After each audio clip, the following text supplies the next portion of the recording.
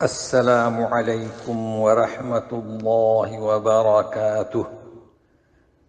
Daily 1 page کے شعبہ سے آج کا پیج نمبر ہے 331۔ سورۃ الانبیاء کا یہ آخری صفحہ ہوگا۔ آیات ہوں گی 102 سے انبیاء کی آخری آیت 112 تک۔ تو جڑتے ہیں گزشتہ صفحے سے کہ جو لوگ اعمال صالحہ کریں گے ان کی قدر کی جائے گی اور جہنم کے سامنے وہ وارد نہیں ہوں گے، چونکہ ان کے لیے یہ بات پہلے سے ٹھہر چکی ہے کہ ہماری جانب سے بھلائیاں اس سے دور ہوں گے۔ اب یہاں بیان کیا جا رہا ہے دور اتنے ہوں گے کہ جہنم کی آہٹ بھی نہیں سنیں گے۔ اعوذ باللہ من الشیطان الرجیم۔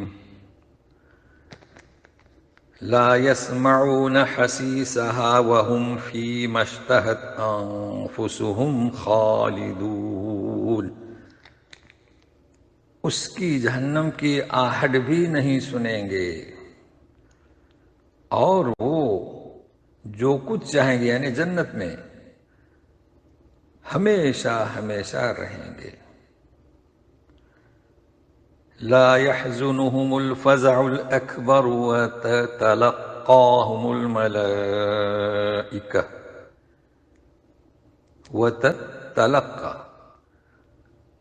هذا يومكم الذي كنتم توعدون۔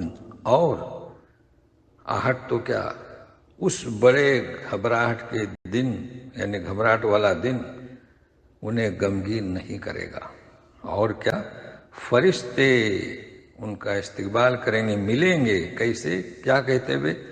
یہ ہے تمہارا وہ دن جس کا تم سے وعدہ کیا گیا تھا، یعنی کیا؟ الحسنہ، تمہارے لیے بھلائیاں۔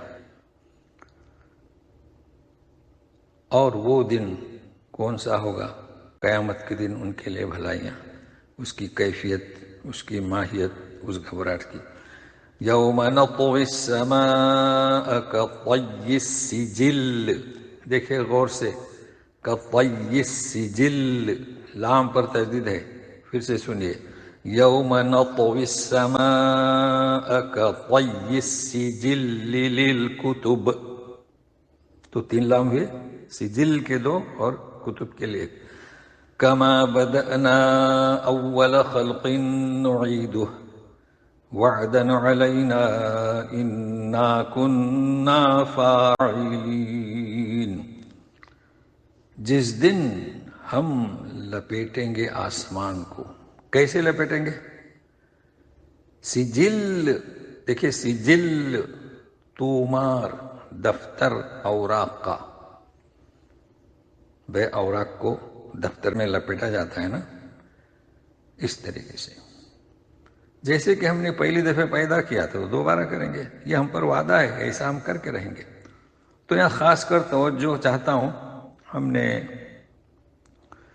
آپ کو لکھ دیا ہے کہ یہ سجل ہے اور دوسرا سجیل ہے۔ ہر ایک کو سورہ فیل یاد ہوگی، ترمیہم بحجارۃ من سجیل، سجیل جیم پر تشدید ہے، جس کے معنی کیا ہوں گے؟ پتھر کی کنکریاں یا سکھائی ہوئی مٹی کی کنکریاں۔ ابابیل جو پرندوں کا جو گول آیا تھا، ان کی چونچ میں کیا تھا؟ چھوٹی چھوٹی کنکریاں، اس کا نام کیا؟ سجیل۔ اور دفتر کا نام کیا؟ سجل۔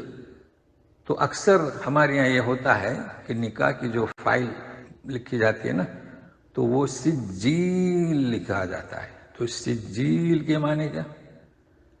کنکریاں۔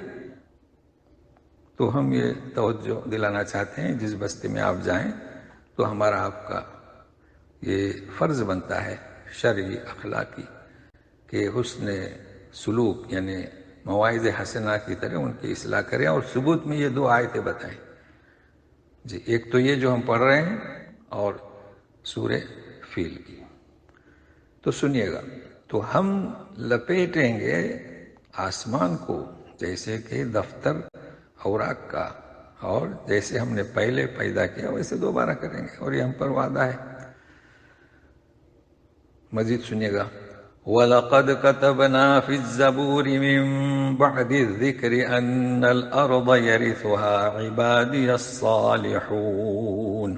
دیکھیے ترجمے میں کیا رکھے گا، ہم نے لکھا زبور میں ذکر کے بعد، تو ذکر تو قرآن شریف کو بھی کہا جاتا ہے، آسمانی کتاب کو بھی، تو ذکر کے معنی نصیحت کے بھی ہوتے ہیں، تو یہاں پر یوں کرے معنی کہ ہم نے زبور میں پند و نصیحت کے بعد یہ بات لکھ دی، تو اب کوئی کنفیوژن نہیں ہوگا۔ پند و نصیحت کے بعد یہ بات لکھ دی، وہ کیا کہ زمین اس کے وارث ہوں گے ہمارے نیک بندے۔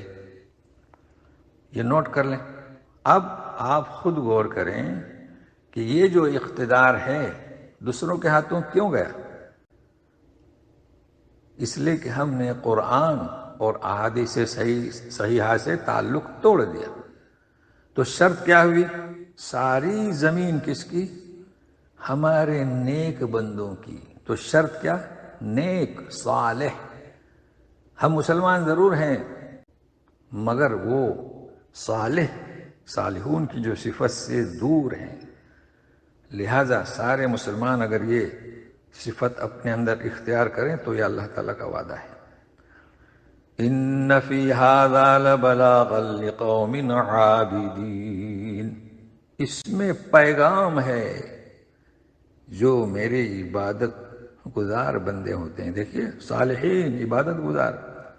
اب ایک چیز بطور تحفہ کے بیان کی جا رہی ہے، آپ لے لیں یا نہ لیں۔ وما ارسلناک الا رحمتا للعالمین، آپ کو تو ہم نے سارے جہاں کے لیے رحمت بنا کر بھیجا ہے۔ دیکھیے نبی کریم صلی اللہ علیہ وسلم دشمنوں کے لیے بھی رحمت، ہر چیز کے آپ نے حقوق بتائے۔ اس پر سیرت النبی پر، اس آیت پر آپ جتنا بھی بیان دیں، اب یہ کہ ہم یہ تحفہ لیں، اس سے فائدہ اٹھائیں یا نہ اٹھائیں۔ قل انما يوحى الي انما الهكم اله واحد فهل انتم مسلمون، کہہ دیجئے کہ بس میری طرف تو ایک وحی آتی ہے، اور وہ وحی کیا ہے؟ الہ، تمہارا معبود الہ واحد۔ تو گزشتہ صفحے میں آپ نے فرق جان لی، الہ اور آلہہ کا فرق۔ تو کیا تم سری تسلیم میں خم ہوتے ہو جب میری طرف وحی آئی ہے کہ الہکم، تمہارا معبود الہ واحد، تو اب تم یقین کرو، اسلام لے آؤ۔ فَإِن تَوَلَّوْا فَقُلْ آذَنْتُكُمْ عَلَى سَوَاءٍ وَإِنْ أَدْرِي أَقَرِيبٌ أَمْ بَعِيدٌ مَا تُوعَدُونَ، سوا کے معنی یکساں کریں۔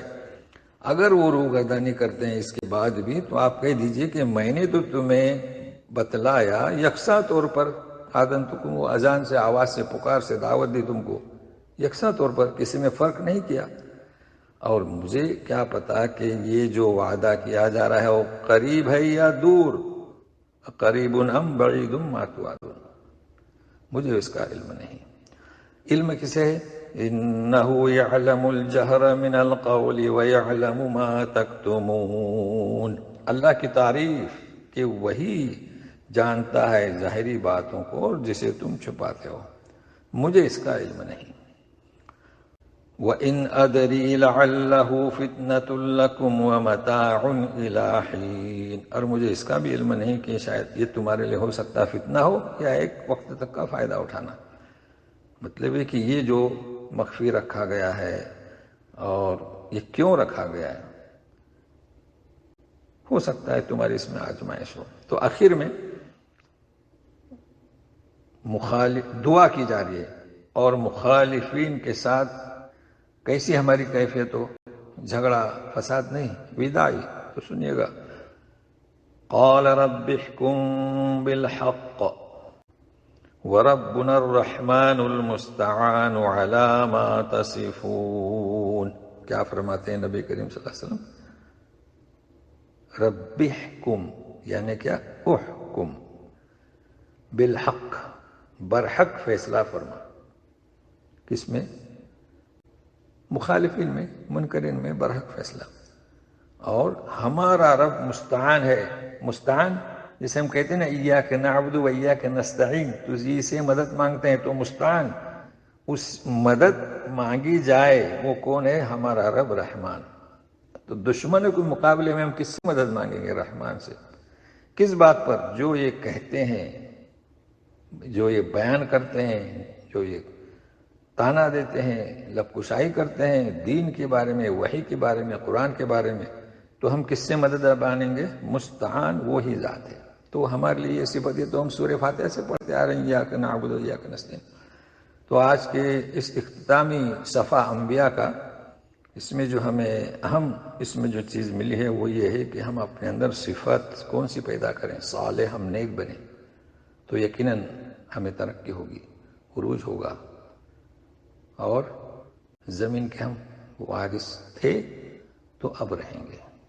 تو آج اتنا ہی، دعا کیجیے گا، پھر آئندہ ملیں گے سورۃ الحج کے ساتھ۔ والسلام علیکم ورحمۃ اللہ وبرکاتہ۔